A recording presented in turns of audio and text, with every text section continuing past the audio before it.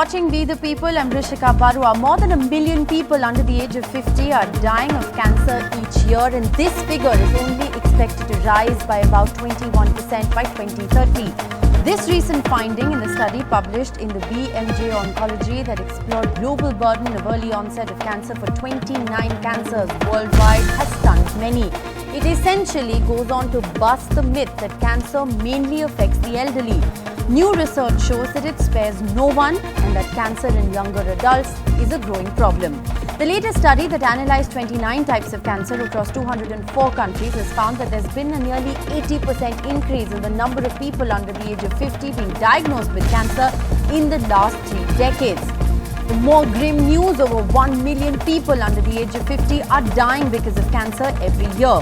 But since this data comparison is over 3 decades, there are also factors like population and better reporting that need to be considered while we're looking at these alarming statistics. Be that as it may, there is a concern over the types of cancers as well. Cancers that were traditionally thought of as typical cancers that affect an older group of people are now increasingly being diagnosed in younger people as well. These include bowel, stomach cancer, also pancreatic cancer, but breast cancer accounted for the largest number of cases and associated deaths in those under 50. But all the statistics as far as cancer is concerned are glaring. The World Health Organization has said that cancer is the leading cause of deaths globally, accounting for 10 million documented deaths in 2020 alone, which means that 1 in 6 people are dying due to cancer, and these are just the official statistics. Breast cancer, lung cancer, colon cancer, rectal cancer, prostate cancer are the most common across all age groups, and 1/3 of all cancer deaths have been attributed to tobacco, high body mass index, as well as alcohol consumption. But what really causes cancer continues to remain a mystery, since perfectly healthy individuals with reasonably good lifestyles are also falling victims. The India statistic is also gloomy. According to the ICMR, which is the official government body, cancer cases are set to rise to 15.7 lakh by 2025, up from 14.6 lakh in 2022. Again, a health warning with these numbers. These are just the official figures. The good news in all of this doomsday scenario, however, is that many cancers can be cured if detected early and treated effectively. As cancer races ahead, science is not far behind. There are aggressive treatment protocols, newer and more effective treatments, and better awareness about the disease. But the truth is that we are still playing catch up. So how far are we from beating cancer? Can it be prevented? What do you need to know about this debilitating disease where treatment is often the sentence? As the disease proliferates every other home, on We the People tonight, we look at decoding the cancer epidemic. Joining me, Dr. Sailesh Srikhande is the Deputy Director of the Tata Memorial Hospital in Mumbai. He's currently joining us live from a conference in Italy. Appreciate you taking out the time.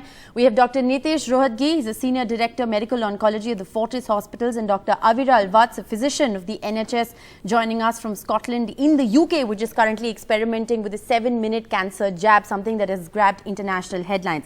Dr. Srikhande, I want to begin by asking you, very briefly, if you could break down the statistics that I have just sort of tried to establish and explain to our viewers, which is that cancer which was traditionally looked at as an older people problem, isn't just an older people problem anymore. The data goes to show that it's an everybody problem. It's affecting all age groups. Yeah, so I think this is clearly a reflection of what's going on in our society in the modern world. I'm not surprised that you have this data from the BMJ, and something like this is also going to get reflected over a period of time in the Indian setting as well. Yes, you did quote the figures about 15 lakh patients. We already have 14 lakhs or so if you look at a country of 1.3 billion. But mind you, we are living in an era of information technology. Far more information is available now than ever before. Apart from that, our ability to diagnose, our ability to detect cancers has also increased thanks to modern technology, as well as ever increasing awareness, which is linked to better literacy, not just for India, but for all countries like the low middle income and the lower income countries, and not just the Western or the European hemisphere. With this, I'm not surprised that these numbers increase. Now, why do younger people get cancers? It's rather very obvious. that there is a huge change in our lifestyle. Specifically for India, we are seeing a major shift from rural population to urban population. And then there are so many of these things which are not ideal, things which we did not learn from our grandparents, but modern society and modern influences make us ignore some of the basics. And then we land up with a problem where even at a young age, your immunity can get overwhelmed or compromised, and then you can get cancer. Dr. Rohde, if I can come to you at the moment, statistics aside, even what one is seeing anecdotally, which is just in your peer group, within friends and family, there is an incidence or a case of cancer almost everywhere. How concerned are you about these statistics? Are we right, therefore, in calling this an epidemic? And what explains this exponential rise in cases? Yeah, I think I'll second what Dr. Srikhande said to some extent. We are seeing an epidemic, actually. I agree with you. Even in the last 10 years that I've been practicing in India, I've seen the whole field get busier. And I think it is very important to see that certain cancers are being center stage. We know cervical cancer was actually the front runner till few years ago. Breast cancer has taken over, which means breast cancer incidence, especially amongst young women, is rising.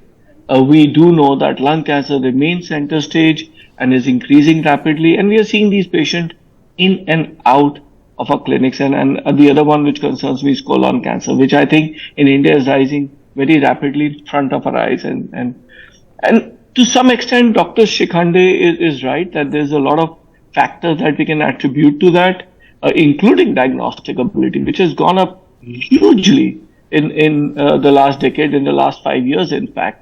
The people's fear of cancer, which leads them to more testing, has gone up. But I do think that there's a genuine increase over and above the diagnostic ability of the cancer incidence. And I'm sure that's related to lifestyles and things that we do not understand. And I think things we do not understand are a big contributor in addition to things we do understand. Right. So largely if we say that, the cause behind cancer and why somebody is affected by cancer remains a mystery, are we right in still calling it a mystery? I do believe so. I do believe so. All right. I do believe that it remains a mystery, but it's not only a mystery. I do think the lifestyle, lack of exercise, obesity, as this paper said, high glycemic index, smoking for sure. I mean, look at the lung cancer proportion. This is not by 4 times, 40 times more. So smoking and all the other factors are clearly attributing to it, but there still remains one unknown factor. And in India, I must say that genetics is also playing a role. We thought it didn't a while ago, but we do think it's playing a role now. Right. And like I said at the very outset, these are global statistics that are glaring. Dr. Vats, what are you seeing anecdotally in the UK, for instance? No, I agree to what my colleagues are mentioning here. But I would also like to highlight that I think so there's a slight difference when what we see in UK is for example, the screening program that picks up early stage cancers, quite a lot. So if that number goes to like 30-35%, sometimes even more, depending on what cancer we are talking about. I was looking at one of the Ernst and Young's report on India. The screening picks up less than 5% of those cancers, and the screening program uptake is also quite low. It is as low as 10% in many areas, and of course the rural-urban divide is massive in India. And as was just mentioned there, in urban areas, the incidence of or the risks of, for example, breast cancer in women is 1 in 22, whereas in rural India, the same breast cancer risk is roughly around 1 in 60, if I'm not wrong. So those differences are also there, and that kind of one point highlights to the lifestyle changes, the lifestyle issues we are discussing here. In UK, as you asked, the numbers are still rising. There are multiple steps, especially focused on the screening aspect of things, whereas we try to pick up cancers at a very early stage, because that not only saves lives, that saves money, that saves a lot of heartbreak from family and friends and so on. But I think you've touched upon a very important point, and therefore I think having a voice that understands how it's done elsewhere in the world is also very important. Dr. Srikhande, do you want to come in there? Do you think that the big lacuna as far as our systems are concerned is where we're starting? I mean, do we have enough screening? Do we have enough checks? Because like, all of you have agreed that early detection goes a long way in saving lives. Are we really doing enough for early detection? So I think your question is very pertinent, but we need to put it in perspective of an Indian subcontinent, which is, 1.3 billion strong. We need to ask the question that do we have enough doctors? Do we have enough nurses? Do we have good uptake of more and more people who are being trained in medical schools and taking up the specialty of oncology? Do we have all the paramedical staff that is required to try and kind of undertake screening, when today we are struggling to even treat the very patients who come to our doorsteps in our hospitals when they come in stage 2, stage 3 and stage 4 cancer. So in principle, is screening in selected areas very relevant? Yes, it is very relevant. For selected cancers, should it be done in an ideal way? It should be done. But mind you, there comes a caveat. For a country which is as vast as India, you can't have a general screening program all over. The answer is by epidemiological studies. And by cancer epidemiology, you need to define specific areas and parts of the country which are hotspots for particular cancer. For example, gallbladder cancer in northeastern India, gastric cancer in North India versus South India, which is relatively uncommon in the western coast of India. So we need far more data beyond the national registries that we have. Great work is being done by ICMR and by the government to try and improve our ability to generate data. Once we have the data, there's no question that we have far many more patients that can be screened, detected and treated. But today we do not have the manpower, the infrastructure to even treat those who have the cancer. So let's understand and put the whole thing into perspective that in an ideal world, I'm all with what is being done in the UK, and that's the right approach. But we have already made progress as regards cervical cancer, a very well-known study from Tata Memorial showing how simple screening has enabled us to decrease the incidence of cervical cancer just by hygiene, nutrition, water hygiene and health awareness. But then I just want to come down to the very brass tacks. And like I said, one is hoping that this show and taking off from these statistics, we actually provide viewers with information that they can use perhaps. So Dr. Hertke, if I were to ask you some very key basic questions as far as diagnosis is concerned, who should get tested? How often should you get tested? What are the big red flags? I mean, how does one go about this? If someone is watching this broadcast and is worried for themselves or their family, what should they do? Okay, I think I'll start from the basics. Know your body well. This is as simple as it sounds, and we don't do that enough. Do you know your body well? If there's a change, please go and see the doctor. If he says, no, this lump is innocuous and you're still worried, actually go and get it tested again. You do know your body well. The second is know your body well. Make sure that you are looking after your health in the preventive measures we spoke about. But over and above that, especially women and men with family history, especially with the rising incidence across the world and across India, I think breast cancer screening is extremely important. So women over 50 must, and over 40 who have family history must go and see and look for cancer screening. I think cervical cancer screening and more importantly, vaccination, which is still not still not deeply rooted in our society, is something we need to speak about and speak about loudly. We certainly need to think about colorectal cancer because I do think that incidence is rising. And you can never, ever, ever have a cancer show and not talk about stopping smoking, decreasing tobacco, stopping smoking, decreasing tobacco, decreasing tobacco. Yes. Has to be said in bold and underlined there. Dr. Srikhande, if I can just come back to you, who is more prone to cancer? Who needs to get screened on a regular basis? And how does cancer really start? Do we have any answers to some of these questions? There are 2-3 things just for the sake of the general audience that I wish to highlight, that cancer is an uncommon event even today in this world. Yes, if all this gets reported and it's increasing, so that's a source of concern, but it's an uncommon event. Point number 2, who is more prone to cancer? I think some of the basic things or the essence of life is moderation. So if you are going to be developing diabetes early, if you're going to be developing obesity early, if you're not taking any efforts to control that, if you're going to be a regular smoker, people need to know that 33% of the cancers of the mouth and the upper aerodigestive tract are all present in India, unlike the United States, which has only 2% of these cancers, and the only reason is tobacco. So I think who is more prone to developing a lung cancer or an oral cancer are people who consume tobacco or smoking. Who is more prone to cancers in terms of obesity and lack of exercise? Again, these are people who are more prone to cancer.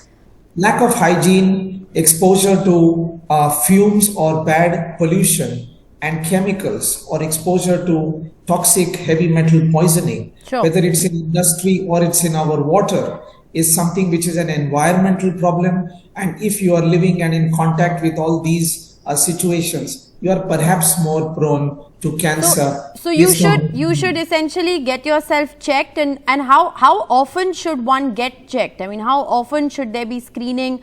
And as this study said, now there isn't really a particular age group, right? I mean, everybody technically needs to get screened at some point or the other. I think if you have a family history, some things like breast cancer and colon cancer and rectal cancer, then you need to see the genetic specialists, which are available in all the specialist hospitals treating with oncology, where preventive oncology comes in a big way right from the very beginning, where the entire family can be interviewed and screened if you are having a family history. Dr. Rodgi, I'm running out of time on the show, so very quickly, signs and symptoms, big red flags that shouldn't be ignored. Yeah, so red flag top to bottom: breast lump, thorax, any cough, any phlegm with blood, breathlessness not getting better, tummy, weight loss, appetite loss, swallowing difficulties, and coming down to abdomen, blood and stool, change in bowel habits, especially in elderly, and very importantly, not to be missed, anemia, which is low hemoglobin with no obvious cause. You should be looked. And there's a whole list of red flags. Right. And if you just Google red flags, you'll see that. But also, I will say it's also about breaking the myth. We have a lot of myth in the society. This report you mentioned itself speaks about milk actually being protective for colorectal cancer, grains being protective, and Google per se is now banning milk and grains from our lives. So we need to put all those things together into account. Right. Also, in terms of cure, now there's a lot to be talked about as far as treatment protocols, etc. are concerned, but there is a particular question, Dr. Aviral, that I want to ask you, which is, this new 7-minute cancer treatment that's really made international headlines. Is this really some game changer? What are you seeing anecdotally? Because if it can dramatically cut down treatment time, it could potentially, alter many lives. Sure. Thanks, Ishika. But before I jump into that, just one line I wish to add is, see, the red flags of cancer is a huge thing. We just need huge public awareness campaign for that, so that people can go to the doctor as soon as they see it. And we should have, if ever you have another program, we should discuss just the red flags, because it is that important, and it should reach far and wide and saves a lot of time, money, and everything. Yes. Coming to the jab, we are talking about the 7-minute one. So I must highlight that this jab, which is atezolizumab medicine, it was already present as a treatment aspect for an advanced cancer. To give you an idea, around 3,500 patients in England were given this, and this used to take 40-45 minutes. But now, with the new research, the company has produced that it is given within 7 minutes. So it's not a new medicine. It's not that it is, it's a game changer as far as the treatment aspect is concerned. For NHS, it's quite important because it's a game changer, because it reduces the time a patient spends inside the hospital. And those few patients who only go for that jab, if patients are also going for chemotherapy and they also are getting this treatment, then they will still be given it intravenously, which will take 40-45 minutes or 1 hour. So it is, and that reduces a lot of, waiting time, waiting lists, etc. This procedure can be done as an OPT procedure. So that is why it's a huge thing for NHS waiting times. But it is not. It is in itself. It's a molecular therapy, so that is a separate issue, because that is the game changer. I'll give you the final word. Do you think that a magic bullet in terms of treatment protocol or reducing time perhaps will go a long way in dealing with this epidemic? No. With this epidemic? No, I think it will be us looking after ourselves, really looking after ourselves. Okay. And prevention is always better than cure. And then once you find early detection, early treatment. All right. Well, I can't thank you, That's a doctors, game enough changer. for joining us. You're all very busy. Thank you very much for taking the time out. Like I said, we've just managed to scratch the surface of this epidemic. I promise we will continue to track this story and we will do more such shows on We the People here on NDTV. Thank you very much for tuning in this evening.